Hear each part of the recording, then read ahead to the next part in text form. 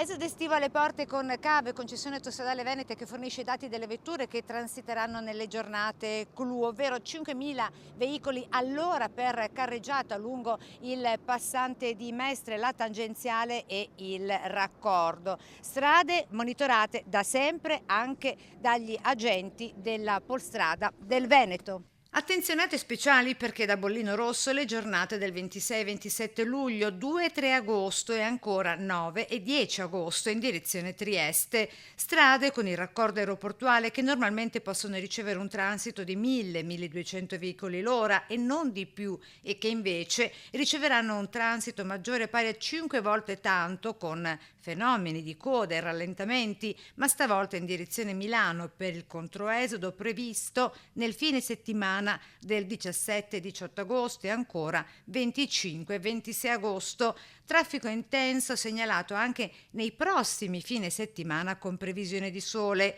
Di seguito i suggerimenti e le regole per un viaggio sicuro della Polstrada. Se siamo stati costretti a fermarci in corsia di emergenza e abbiamo necessità di intervenire, far intervenire i soccorsi, dobbiamo scendere dal veicolo, dal lato del passeggero, indossando il kit fluorescente, dobbiamo attivare le 4 frecce, dobbiamo mettere le ruote del nostro veicolo sterzate verso l'esterno della carreggiata ed ancora